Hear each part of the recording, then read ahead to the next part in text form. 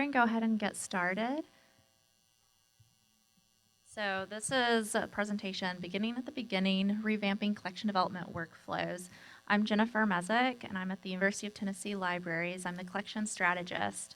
I'm in a department called Assessment Programs and Collection Strategy, so I'm the only collection strategist, but I have several other librarians with me, assessment librarians, collection specialist, evaluation specialist. I have a fabulous staff member who's on her way to becoming a librarian.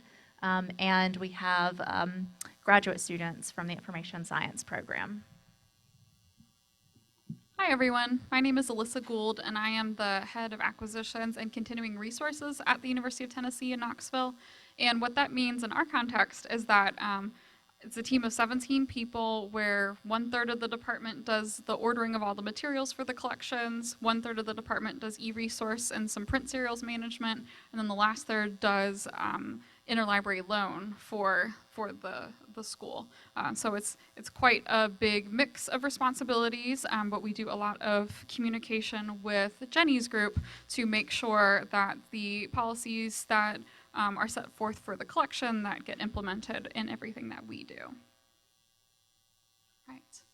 So I'm going to talk a little bit about our local context and how we got to the point where we needed to revamp our collection development workflows. So the University of Tennessee Knoxville itself is the flagship campus of the University of Tennessee system. There are 4 schools total, of which we are the largest. We have 29,490 students as of this fall. And we have at the libraries about 150 employees, about 45 or 50 of which are librarians. And if we're thinking, historically technical services versus subject librarians, our subject librarians are about 25 of those librarians, and some of them are 100% committed to subject librarian duties, which include instruction, engagement, outreach, and collection development. And some of the librarians have another role and then tack on that instruction and collection development on top of it. Like we have like a digital media or media literacy librarian, and that's her main role. And then she has extra duties tacked on top.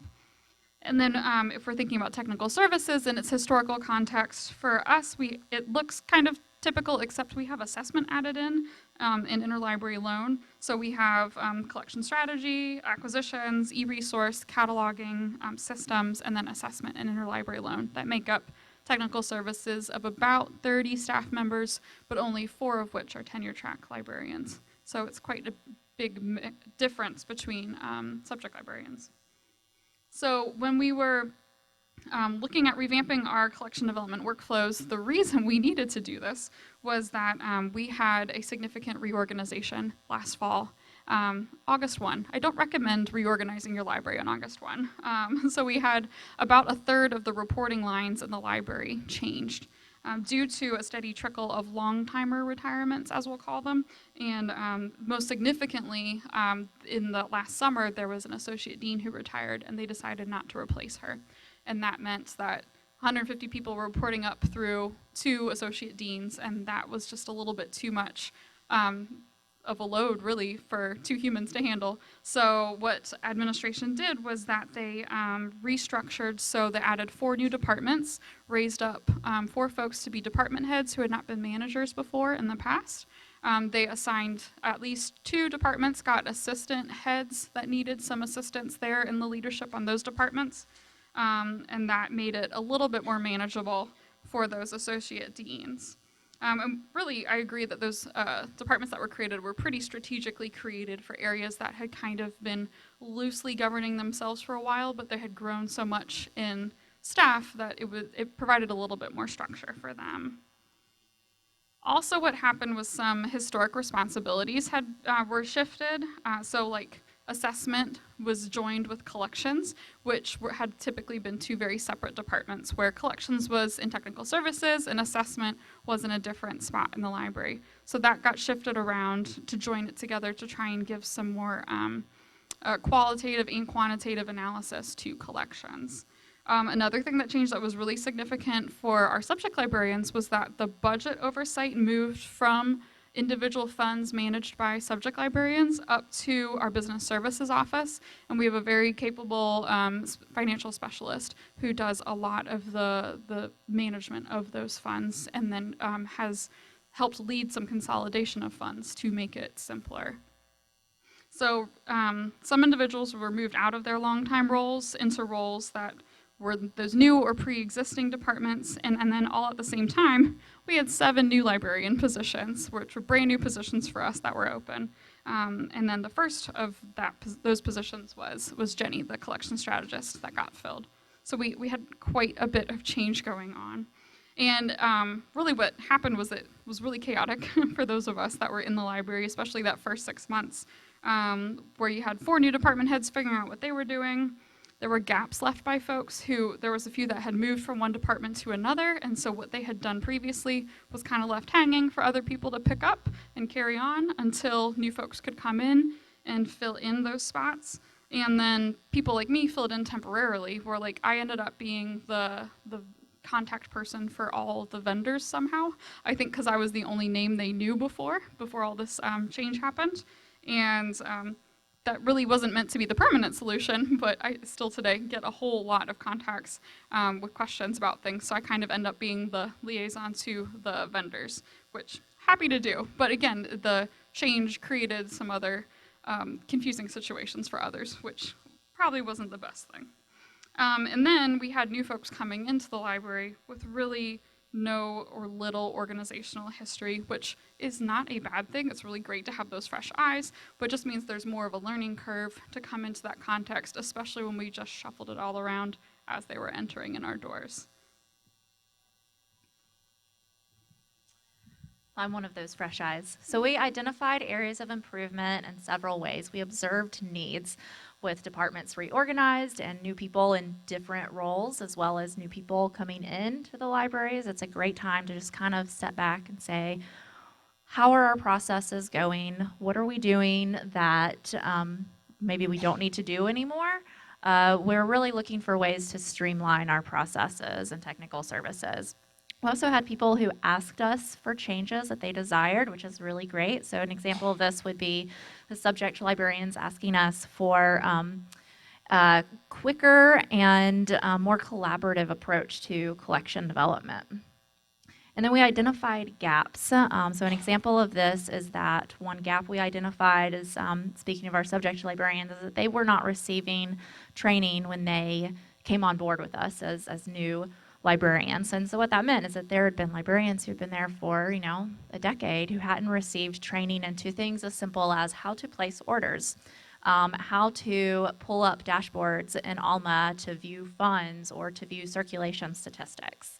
And so the training is something we're actively putting in place now, and that's going to take a bit of a longer road than some of our processes, but it'll definitely be worth it. So one of the things that we did was form a collections committee. And this isn't, we had a collections committee before, but this was more of a revisioned collections committee. And they hadn't met in about a year, or 8 months, a year? Yeah.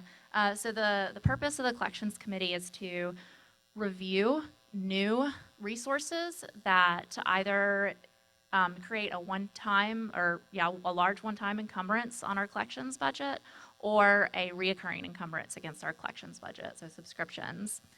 The committee also reviews the ideas. They haven't done this yet, but the idea is that they will review questionable subscriptions. They're doing it next week. And edit or draft policies. So the membership of the committee is made up of 2 co-chairs, myself as the collection strategist, and then our assistant head for liaison programs. So that really places it as something from both departments and not something just out of collections, which is very important. We have several ex officio members from acquisitions, our business service office, cataloging, scholarly communication, I'm forgetting anybody. Yeah, that's it. And then we have some members who have served 2-year terms from other groups. 3 of them are subject librarians. Our subject librarians group themselves into subject groups. So we have librarians who serve as humanities librarians, science librarians, or social science librarians. So we have one representative from each of those groups.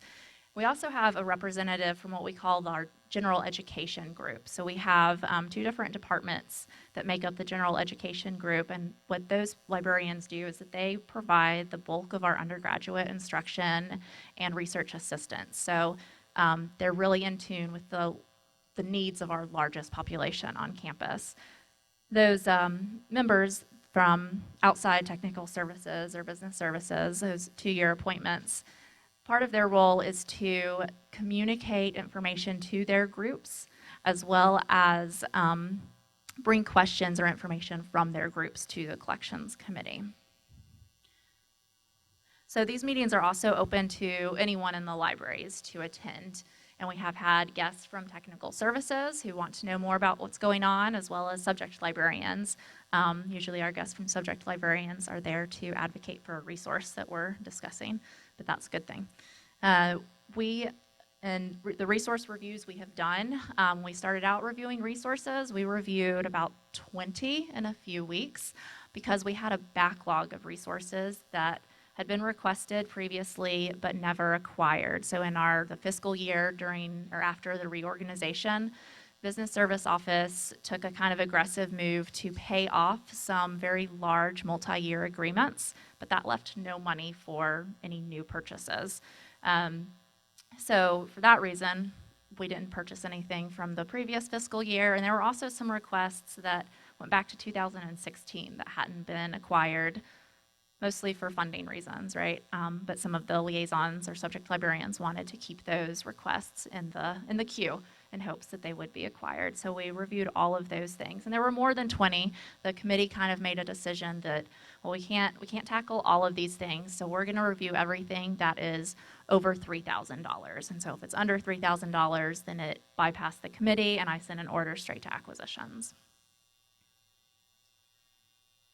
When they're reviewing these resources, I have them make a list, and I have them make this list by priority. I really try to dissuade conversations about cost because I know that we can't afford everything, and maybe the next thing to acquire on our list costs more than what our budget can handle, but at least I know that if, a surprising amount of money shows up, then that's going to be what I acquire because that's they have prioritized it that high. So it may be something that gets skipped over, but I want to know that this is a list of priority based on their different values that we've discussed in the committee, and that if the money's there, we will get it. And the list is dynamic, so as we review new resources, they go on the same list of the 20 resources we've already reviewed.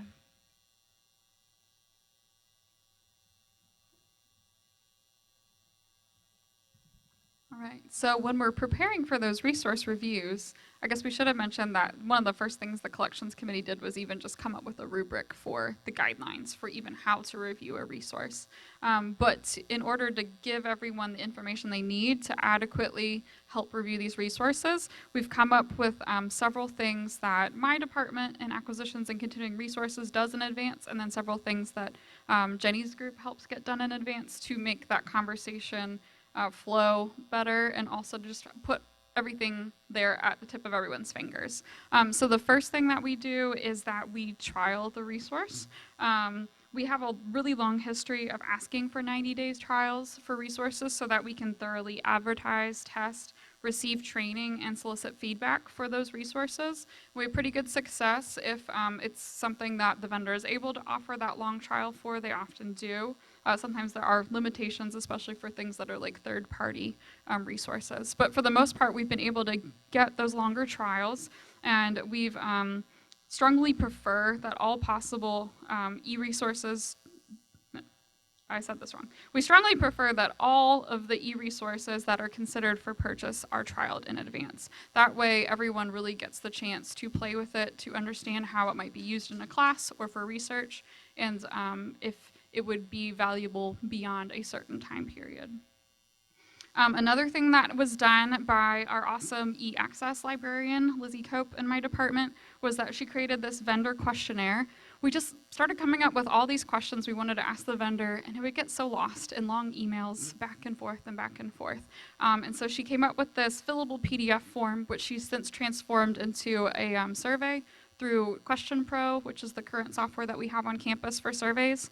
And it just gets a lot of information from the vendors. And so when she sends the request to trial a resource, she also includes this vendor questionnaire and asks that they complete it when they have time. It's not a rush. And the form asks things about like business practices of the company, open access initiatives, because that's something we care about. Asks about various pricing options for the resource. Is it subscription or purchase? Is it just one? Depending on how it can be purchased, would there be a kind of fee associated with it? Are there known caps for those fees? Just all these sorts of nitty-gritty questions that we come up with at a later date, but kind of compiled all of those and put it into this upfront questionnaire that we hand to the vendors. We just really want the collections committee to be able to look at this information and understand the fullest picture of the cost of the resource. And also just the vision for the resource and any concerns before it gets to the point where someone wants to purchase it. Because maybe if they saw some of these answers, maybe it would change the subject librarian's mind on what they thought about the resource. So aside from the vendor questionnaire, which the collections committee worked on creating the first few months that they met or gave feedback on, we also have a requester form, which is really a questionnaire as well, that the subject librarian would fill out that would notify my department that they want this to be considered by the collections committee. And this is, as I said, it's a questionnaire. It really tries to asks questions like about who would use it and for what purposes. And what we're really trying to understand is what's going to be the impact across campus for teaching and learning and research if we have this resource. One of the pieces of feedback that I received from librarians who had been on the collections committee before in previous iterations is that they really felt uncomfortable making decisions on resources outside of their subject area. And so I wanted to provide as much information as possible up front so that they could have a more solid discussion and feel like they can make decisions.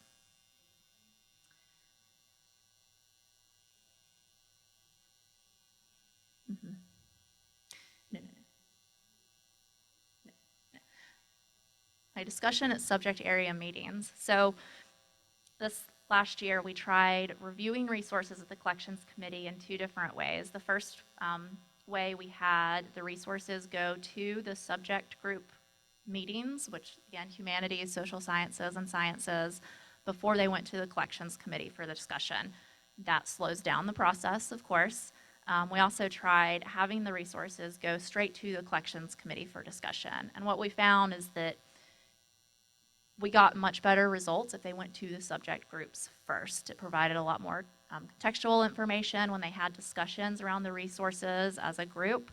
They were able to learn what their peers were requesting and what their faculty and other departments were interested in using, and then voice also, oh, I have faculty in such and such department that could use this resource for this, which is very meaningful when it gets to the collections committee. We would not have known that otherwise.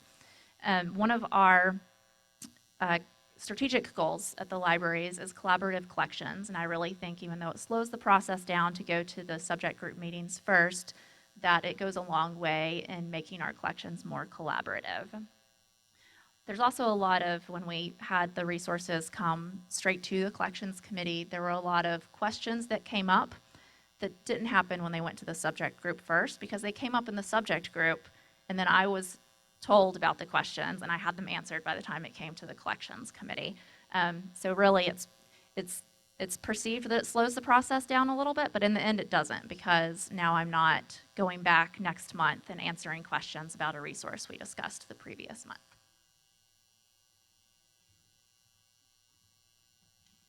So we also found with changing these workflows that we had some opportunities for communication.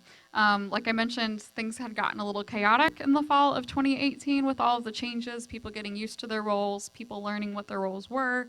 And so we have some opportunities here that we've taken advantage of to make sure that we can communicate all this information, hopefully clearly for everyone. So the first is that we borrowed this idea from the University of North Texas libraries, where they have this handout that they give to vendors about the library's fiscal year, when they buy resources, what conferences the librarians at that institution typically attend, and then just who to contact. And that was the biggest problem that we had. Like I mentioned, I kind of became the liaison to the vendors, and this handy one-page PDF that we created with our marketing and communications department was something that anyone in my department or Jenny's department or even the subject librarians could attach to an email and say, hey, I'm actually not the right person for this, but here is the right person. And so that's just been really, really helpful for as we get new reps. We've gotten a lot of new vendor reps this summer, so it's something that I could also attach and just let them know, hey, this is, who you need to know, what email addresses you need to know, and then just the basic when we make decisions information. We tend to make decisions between like October, November, and March-ish each year. You need to know that. If you're trying to market a resource to us in May, we're going to have to tell you the fiscal year is almost closing, it'll take a while, that kind of thing. So this was just a small tool that we could use to clearly and consistently give out information to our vendors. Sorry, trying to remember how much of this I'm doing. Okay, all right. So also we've been sending out these collection updates emails, and this comes from the departments that make up technical services, and then also that business services office that handles the budget. We have the heads of all those units have been contributing to a shared document all month long of any updates or changes that have happened that we want to make sure the whole library knows about, and then someone from that group of folks will then put the email together. It's the same standard format every single time of headings and quick bullet points to browse, and it goes out to the whole library. And even though the intent is probably a little bit more to update the subject librarians, it also goes really far to serve the folks who do the general education instruction, because they use the resources a lot.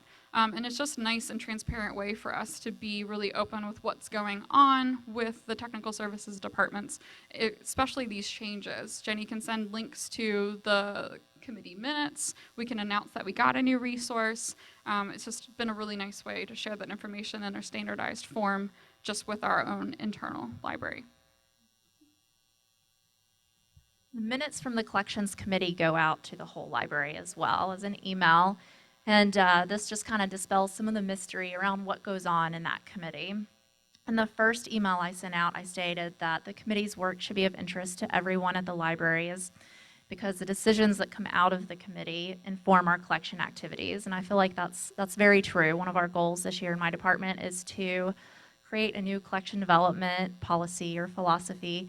And I've been kind of taking my time on that because I'm seeing from the collections committee members, I'm finding what they value. Whether they're telling me that directly, I'm seeing it in their decisions in terms of what they value in collection development. So we also have budget team meetings, and this is really a name we made up for a group of us from business services, collections, and acquisitions. So we get together once a month, and we meet and discuss all things budget that impact collections. So examples would be updates on internal processes and external factors. External factor would be like the university's budget. An internal process would be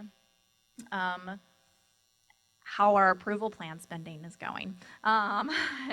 We still have a lot of change going on the budget side. So Elyssa mentioned a little bit of consolidating funds. So what's happened in the history of the University of Tennessee libraries, it's not unusual, I'm sure, is that they've created fake funds out of funds so that it's evenly distributed by liaison or subject librarian. When it's, say an endowment that's not restrictive to one subject. And so our business service office worked to consolidate a lot of those funds last year. We still have a lot more work to go, though, on that. And so part of our conversations right now are about consolidating more of those funds, as well as our university's budget model is going to change next year. So we have a lot of conversations around that. So right now, these meetings are really a mix of informational and next step planning. So what's next for us as we continue looking at collection development workflows? It's something that we know will never stay the same. It'll always be changing as all sorts of different factors change. But one of the first things that we're planning to do is implement findings from some other research that Jenny and I did. If you were in our last session, we talked about this research project where we've been working to better understand subject librarians and their expectations around collection development duties, as well as how to best communicate to them about those things. So we've learned a lot about the training and general communication that they want to receive, what they've thought about all the changes that happened last year with the reorg, as well as all the workflow changes that we've implemented since, and then just how they feel about their roles in general. So some of our findings will require more discussions with our internal stakeholders, like other department heads and administration, but some, mostly around training and communication, are things that we in technical services can immediately act on to enhance everyone's experience around all areas of collection development. So we're looking forward to implementing those. We also plan to continue soliciting feedback and survey our subject librarians to determine the success of all those efforts I just described that we'd like to do. We have several questions in mind for a follow-up survey with the subject librarians based off of the research we did, but then we also want to continually implement new ideas strategically as they make sense, and then solicit feedback on those as we go. We don't want to change a whole bunch of things and then find out that nothing was working. So we'd like to kind of assess as we go on these things. And then, of course, trial and error. That's a part of what we were describing with the collections committee, like with sending things to the subject groups first or not. We're just going to have to take an educated guess on what will or will not work, and then be flexible with what we try. That vendor questionnaire, too, is probably on its 6th iteration by now. So we keep improving as we go, and we'd like to hold these things in open hands as we try them out and see what works and what sticks for our people.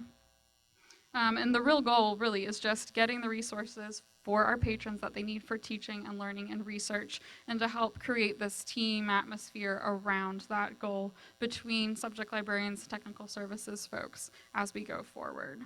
So that is what we are working towards. And I think that's all we had, but we'd love to take any questions that you guys have. The mic in the middle there should be on, if you would like to use that so everyone can hear.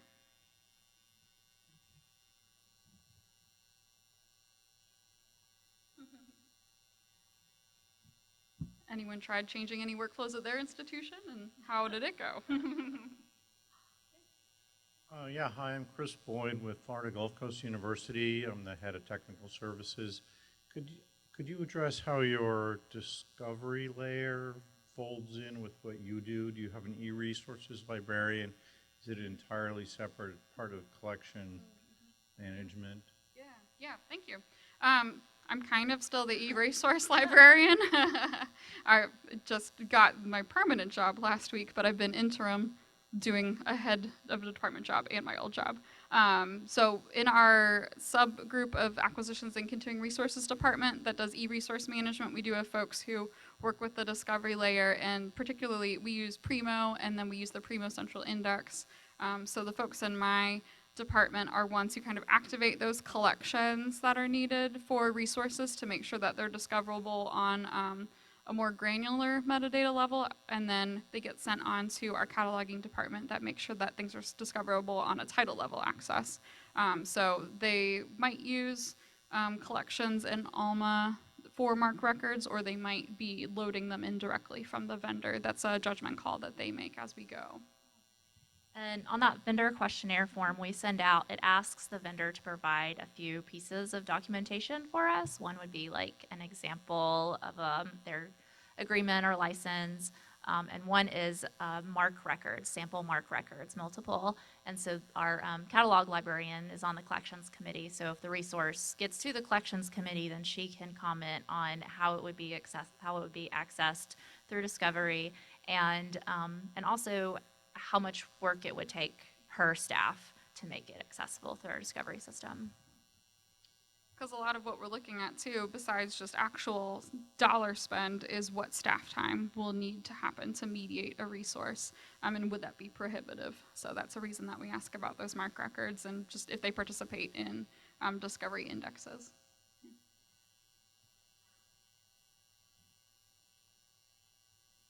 I'm wondering if you've gotten any feedback from anybody in the library about the collections email. And if you wouldn't mind saying, is it a regular email? Are you using MailChimp? Just a little more detail about that. Yeah. It's a regular old email that just make an Outlook, and it goes out about once a month. We're not perfect on the scheduling, but we really do try every 4 weeks to send something out with just whatever the latest info is. I've gotten some specific feedback from folks. When we started adding in a really small budget update, I had one person who was like, this is great. So we get a few things that are helpful. I haven't gotten a lot that's been helpful. Nothing negative, though. No, yeah, it's all been expressed that it's very useful, and they appreciate it. They appreciate knowing what's going on in the different departments. And we have a library listserv for all staff, and so that's how we send it out. And it's something they talked about in our focus group quite a bit, was the collections update they were pointing to it as this is something that's going well kind of example.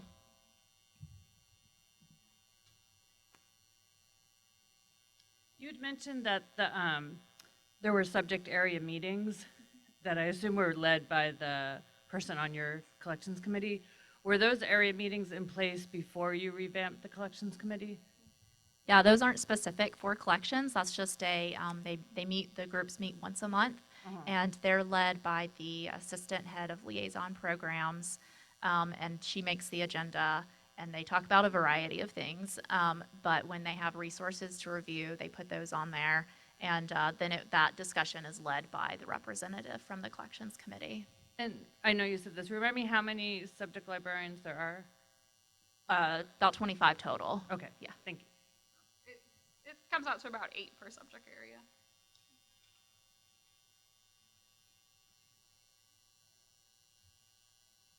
Anyone else? Yeah. I can hear you.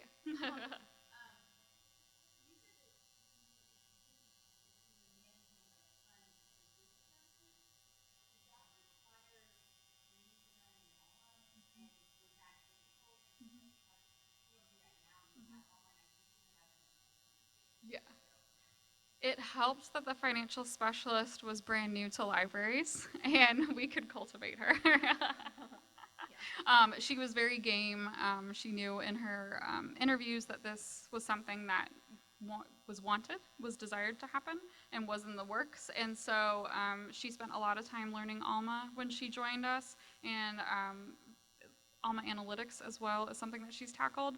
We have someone in Jenny's department who's great with using analytics to pull out data, and so she's been learning from him. And so, yes, she's more willing than some other folks that are in the business services department, but it's actually been really helpful to have someone in that group who understands Alma and how information is housed there, to kind of be a go-between, like especially my folks who are very, very entrenched in Alma and use it more regularly and in very different ways. It's been nice to have her understand a little bit more of what we do and can kind of translate for the folks in her department. So it's been interesting, but it probably worked that well because she was new at that time. Yeah. They were at a different spot in the university previously, but now they're library. Mm-hmm. Yeah. I saw another hand.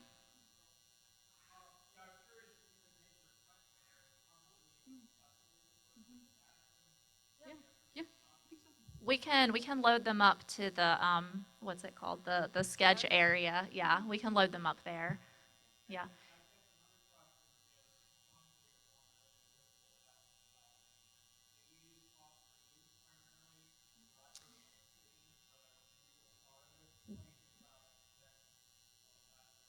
Yeah, so we do. So usage data, when I'm training my students, I always say we take it with a grain of salt.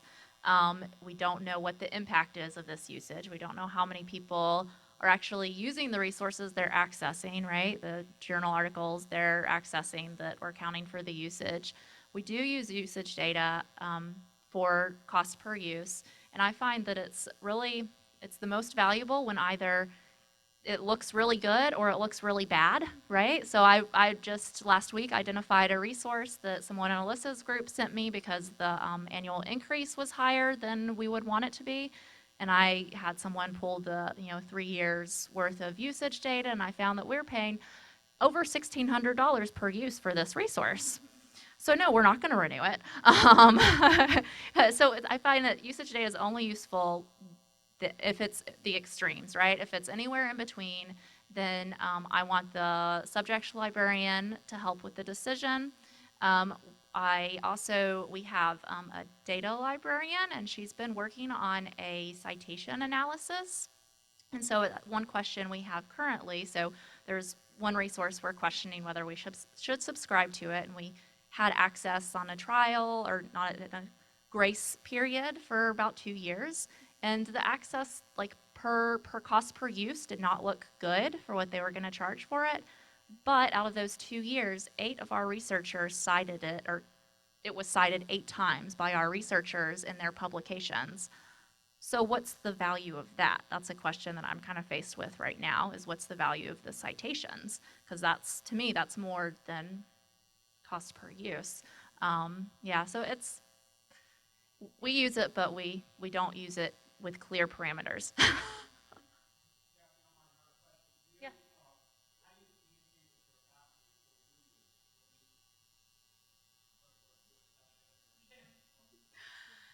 I leave that up to the subject librarians. We don't.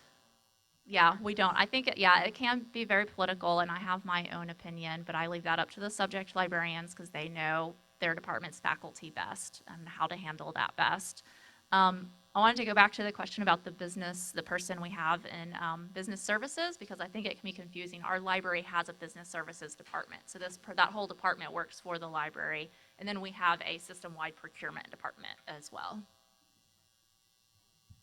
I was going to add something to the data discussion, though, that we're trying to include other pieces of data besides usage data. So my unit has collected a lot of what we call e-problems data when we're troubleshooting e-resource access issues. And so we've been collecting it in a systemized way for about 2 years now, 2 fiscal years of data. And so for these collections discussions, we've been trying to piloting a report where it can sit with all the information about the resource, a report on that vendor's platform. So say that it was like a Taylor and Francis thing that we were considering. We would pull out a report of any issues that had occurred on their platform for the last 2 years, and just kind of what they were, what the root cause of it was. Is it metadata? Is it a patron just doesn't understand how to use it? Those sorts of things to kind of tell a bigger picture about what's going on with the usage data. And we understand that that's not a perfect picture, especially if it's a brand new platform from that vendor. It's not perfect, but it's just something to kind of tell a little bit more of the story of just how difficult is it for a patron to use a resource from that vendor, and then how much time do we have to spend mediating it through troubleshooting. Oh yeah, and staff costs. We don't have a great formula for that, but we have our business services director working on a formula for us, so we can kind of apply it to how much staff time then is spent on these troubleshooting tickets.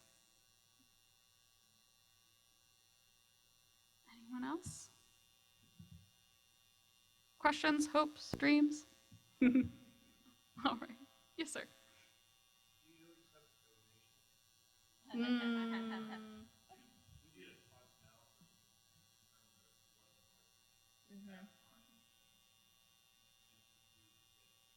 Right. So I'm very happy to say that the gift policy is in an entirely different department, and I don't know why, but I'm just happy that it's not in my department. I brought it up. We had a liaison retreat earlier this year, and that was one of my first interfaces with liaisons, and I'd made a list of questions that I knew had been asked or up in the air, and I was going to try and address those questions with the information I'd gathered, and the first thing that I had brought up was gift policies, and we talked about gift policy for a good 45 minutes. It was the wrong thing to do. I thought it would be an easy answer. So our policy is that there's one person in the library to contact, and she's actually the head of our special collections. And she reports directly to the dean, which is kind of funny. She's the only one who's not an associate dean who reports, well, not the only one, but yeah. What's going on behind the scenes is she's telling people no unless it's something she wants for special collections.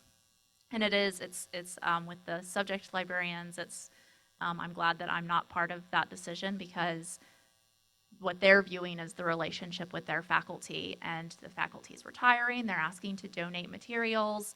This puts me in an awkward position.